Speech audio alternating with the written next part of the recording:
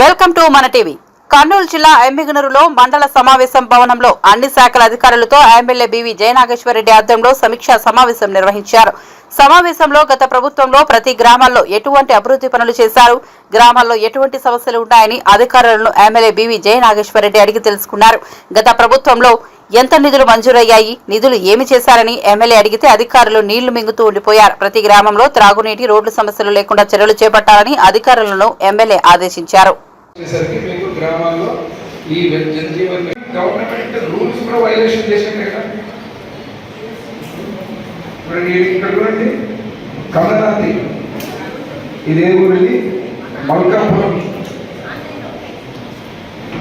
ఈ Kotekal మల్కాపురంలో ER department అంటే only CC roads sir.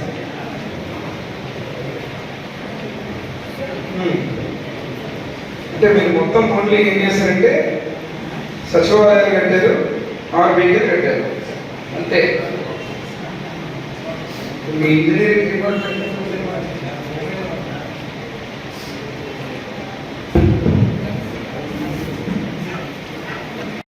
పాలన ఈరోజు మీరు చూస్తే అత్యంత ముఖ్యమైనటువంటి మౌలిక సదుపాయాలు, తాగడానికి నీళ్లు, శుభ్రత, పరిశుభ్రత, ఏదైతే శానిటేషన్ గ్రామాల్లో, వీటన్నిటినీ మరిచిపోయి ఈ ప్రభుత్వం కేవలం ఊకదంపుడు ఉపన్యాసాలతోటి కాలం గడిపింది. ఆ కాలం గడిపిన దానికి ఈరోజు ప్రజలు బుద్ధి చెప్పి మళ్ళా కూటమి ప్రభుత్వాన్ని అధికారం తేవడం జరిగింది.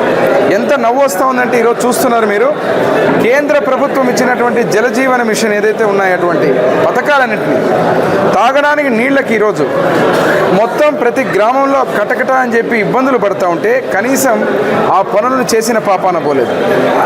ఎక్కడ ఏ గ్రామానికి పోయినా ఒక చుక్క నీరు లేదు, ఒక ప్లానింగ్ లేదు.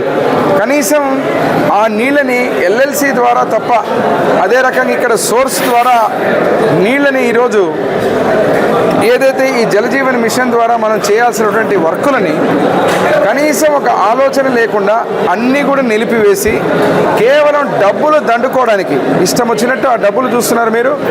అసలు దేనికి పోయినాయి, దేనికి ఉన్నాయో అసలు సంబంధం లేని పరిస్థితుల్లో ఇష్టం వచ్చినట్టు అధికారులను అడుగుతుంటే నీళ్లు నమ్మడం తప్ప సమాధానం చెప్పలేని స్థితిలో ఉన్నారు.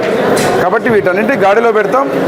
ఒక జవాబుదారీతనంగా ఏదైతే ఈ ప్రభుత్వం ముఖ్యమంత్రి నారా చంద్రబాబు నాయుడు గారి నాయకత్వంలో, కూటమి నాయకత్వంలో మా ప్రభుత్వాన్ని ప్రజలు ఆశీర్వదించిన తర్వాత, ఎమ్మెల్యేగా నన్ను ఇక్కడ ఆశీర్వదించిన తర్వాత నా ప్రథమ ముఖ్య కర్తవ్యం ఎమ్మిగనూరు టౌన్ కానీ, ఎమ్మిగనూరు మండలం కానీ, గోనెగండ్ల మండలం కానీ, నందవరం మండలం కానీ ప్రతి ఒక్కరికి ముందుగా తాగడానికి నీళ్లు ఏదైతే ఇబ్బంది పడుతున్నారో ప్రతి ఒక్కరికి పరిశుభ్రమైనటువంటి నీరును అందించేటువంటి ఆ కార్యక్రమాన్ని ఇప్పుడు తాత్కాలికంగా ఉన్నటువంటి నిధులతోటి ఈ రకమైన పొరపాట్లు జరిగినటువంటి అన్నిటిని కూడా సరిదిద్దుతూ శాశ్వత పరిష్కారాన్ని ఒక 2 ఏళ్ల లోపల అన్నీ కూడా మళ్ళీ సక్రమంగా దారికి తీసుకురావడం జరుగుతుంది.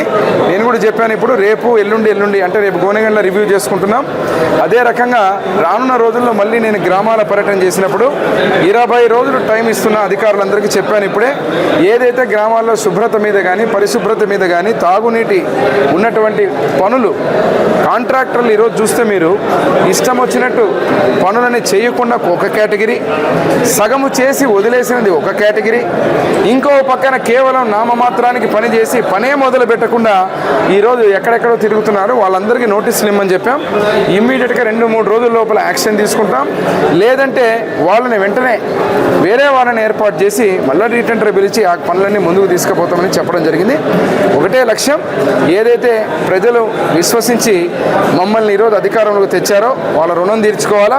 అదేవిధంగా ఇక్కడ ఉన్నటువంటి ప్రజలకు సదుపాయాలు కానీ మళ్ళీ ప్రజాపాలన తెచ్చి తీరుతామని చెప్పి తెలియజేస్తున్నాం.